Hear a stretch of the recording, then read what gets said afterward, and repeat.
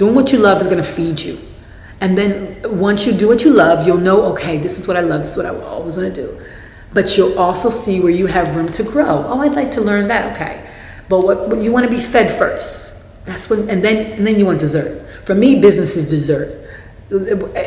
Just real talk, because I don't want to learn everything about the law, but I want to know enough to not get taken advantage of, you know what I'm saying? And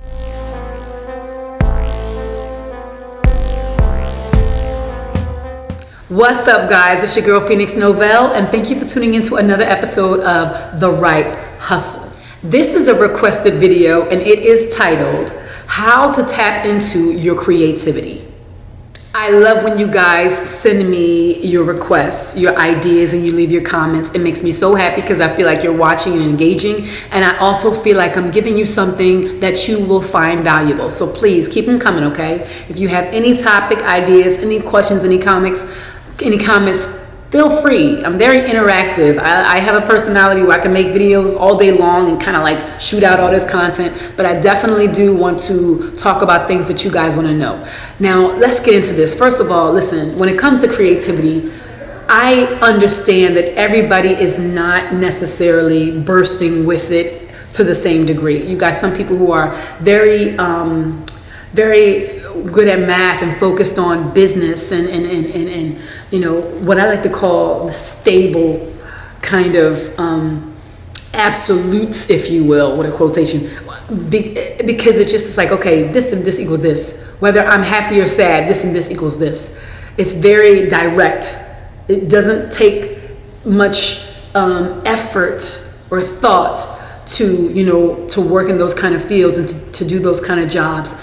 And when it comes with creativity, when it comes to tapping into maybe making something or fashion or writing or drawing or creating something that's not necessarily set in stone to always give you a certain result, then usually we're looking at our levels of inspiration. We're looking at I even call it like this spiritual or etheric kind of realm where you're creating. So you're pulling something from something that's not already there. Right? And some of us, like myself, it's like the air that you breathe.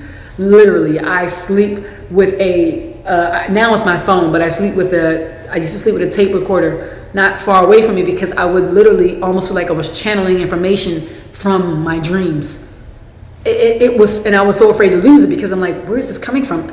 And it got to the point so bad where I'm backed up with stuff that I want to do, and I had to learn how to pace myself to get it done. So it's just different degrees, right?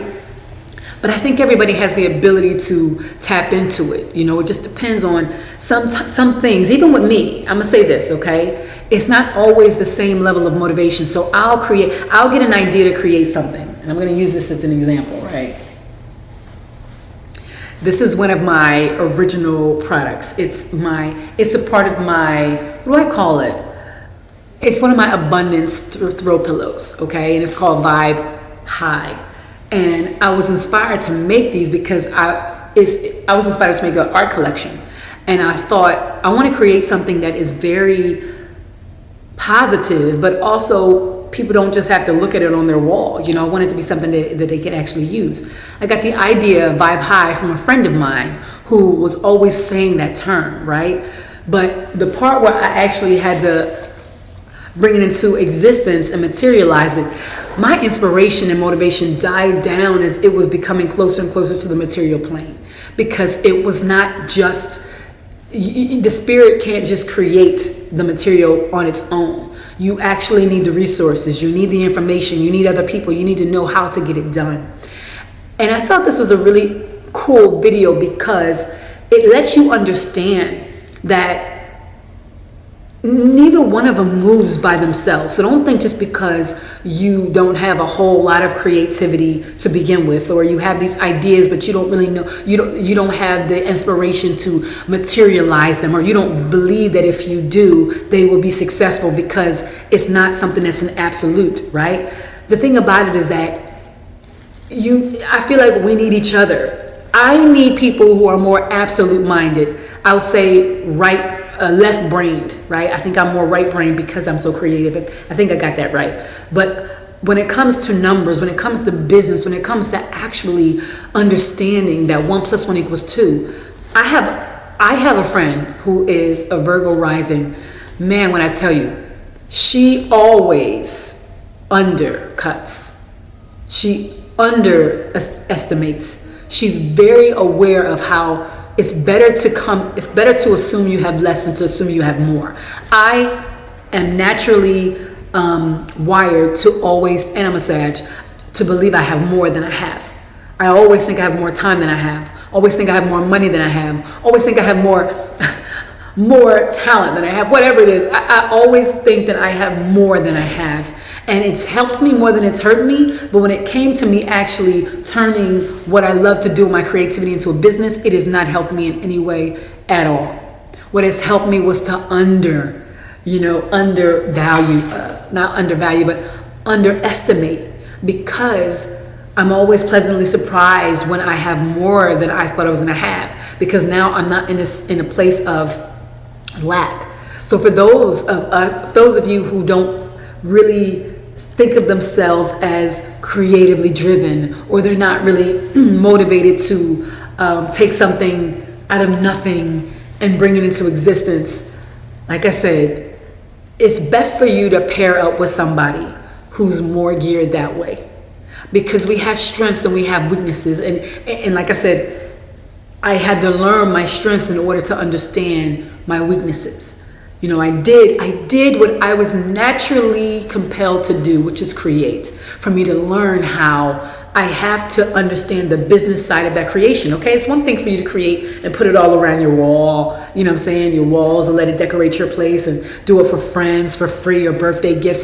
It's one thing to make it not a business thing, because if that's the case, then what you want to do is you want to go out in nature. You also can be around people who inspire you and watch tutorials and do light stuff first, because sometimes when you bring a brain of a person who's very absolute into a really creative space, it's almost like they can get overwhelmed with it because it feels so fake, or it feels like they're out of their element. Okay, so I say start small. Start very small with very small projects. Don't overwhelm yourself, and do it sporadically. All right, so I say, if you're the kind of person who is always working and business minded and you're business focused, but you feel like you want to enjoy more lightness, or you want to bring some more creativity into your world, I would say go take an art class, okay, or go to a play, or do something where you are immersed in the world of somebody else, that somebody else is running, that you don't have to actually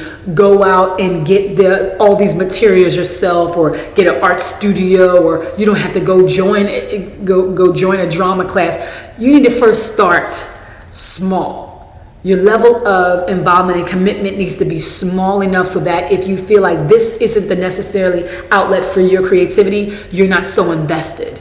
All right, you got some people who they just go all in, right? They go all in and then they get overwhelmed because they feel like they're not being productive with all this stuff that they spend all this money on. All right, so this is what I say. You have to know yourself. So do what you love to do first. And if there's a void or a place where you feel like I'm not being as productive as I want to be, or I'm not doing as much as I want to, then, like I said, hang out with your more creative friend, or watch a tutorial about something, or watch a video about how something is done, and just don't let your wheels start turning so that you feel like you got to go out and get it. Because what happens is that people who are more prone to business and sales, they always have to find a way for something to be profitable, and that is not the primary motivation of a creative. A creative creates because that's what they feel compelled to do.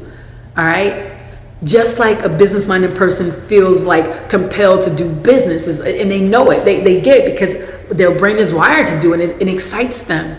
All right? But the moment you attach money to your creativity, like what I'm doing now, it becomes a problem for me because that's not my motivation. And then I want everything to be $1 million because I think it's worth that already in my brain. Do you see what I'm saying? So for those of us who are more creatively driven, who just want to create, we have to learn how to make our creativity profitable, because we want to make a living doing what we love to do, okay? But for those of us who just want to learn how to explore the creativity, you have to understand that you have to start small, because that is not necessarily it's not your natural, inspired direction.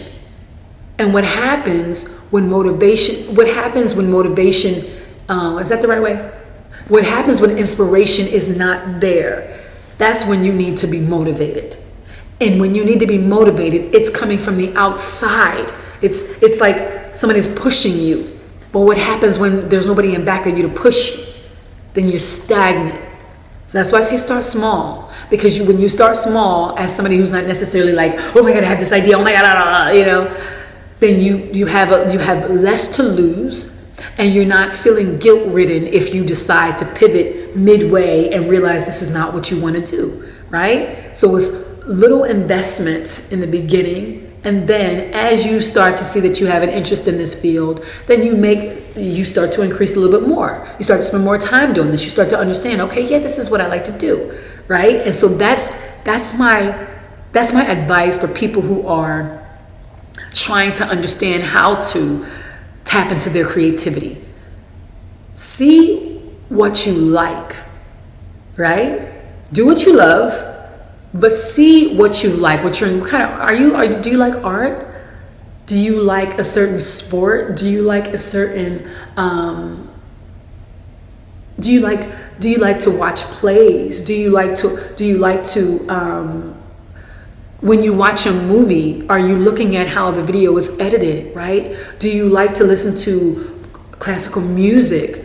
Do you like a certain artist because they draw in this style? Are you intrigued?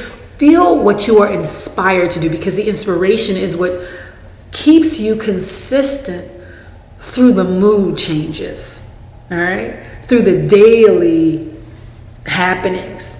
This happens to us too. Especially when I find myself let me use an example. I wrote this book, The Boss Bitch Playbook, in 30 days. The thing about me writing this book was that I had a desire to write a book in 30 days. That was already the wrong thing, right? Because it conflicted with me making sure that I said everything I wanted to say, because now I had this looming timeline. So that's never, of course you want to have a goal, but you want to have a realistic goal attached to you. But the point of me saying this is because I was motivated to do it because of some kind of, outside challenge. But what helped me actually follow through was my inspiration to share what I had to share with the world. The end result was that there was so many typos, there were so many unfinished thoughts that I had to actually go back and revise it and send a second copy to everybody who bought the first copy. Okay, so that's what I say when you're motivated. It's usually somebody did something and you say, oh my God, I feel like I want to be like that. And then you're like motivated to go out there and do it. And then you do it, but you're finding that you're not executing in the way that you want to because of something that really didn't come from here. I was inspired to write a book. That was the inspiration. But to say I wanted to do it in 30 days, that was because of a challenge that I saw somebody else do. It had nothing to do with why I wanted to write this book. And I wound up actually having to go back and revise it because I realized that there was the motivation behind that wasn't a genuine one. And it wasn't one that was consistent. As I was writing it, as I was writing the book, I was conflicted because I felt like there's this deadline looming that's unrealistic for me because the information is not flowing in a way that's conducive to this timeline. And I write and I create based on how I feel. And that's another thing about creatives. We can be very moody. Sometimes we don't feel the inspiration to create on that day. And that's why we want to get paid to do what we love to do, because it's not a 8-hour a day kind of thing where I'm producing at the same rate. It's not the way that the creative ether works. It's just not. And so it's like, that's why I knew the importance of me connecting to people who understood the business world. So again, don't be discouraged that your creativity is not like, rolling over, and so abundant, because the ones of us who have that, kind of a disposition, our business world is not necessarily that way, and we have to surround ourselves with and find people who it's their nature to do that because they're really good at it. We're really good at what we do because we love it. You know, we really like it, and so we're immersed in learning new things about it. When you love something, the time that you spend learning more about it, it's like it doesn't feel like a job because you're absorbing it, but you're absorbing it because you like it, right? So again, do what you love first and foremost, because what you love is going to show you what you have room for, you know, where you can grow, right? Doing what you love is going to feed you. And then once you do what you love, you'll know, okay, this is what I love. This is what I always want to do. But you'll also see where you have room to grow. Oh, I'd like to learn that. Okay. But what you want to be fed first. That's when, and then you want dessert. For me, business is dessert. Just real talk, because I don't want to learn everything about the law. But I want to know enough to not get taken advantage of, you know what I'm saying? And I want to learn enough to be legit and conduct my business like a boss. But I don't want to be so absorbed with it because it doesn't make me horny, if you will. You know, so that's my advice to you guys, okay? So again, once again, thank you for tuning into the Write Hustle. This channel is not only about my music, it's about my writing process, it's about my inspirations, it's about things that I love, it's about other people writing, it's about creativity at its finest, and I want to share that, and I want to learn about you guys as well. So hopefully this video helped some people. And of course, I'm a plug. Check out the Boss Bitch Playbook, exclusively available on my website at www.phoenixnobel.com. Also, get your very own throw pillow.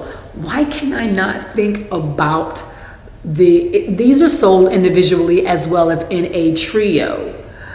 And of course, while I'm thinking about it, nope, we're going to sit here until I get it.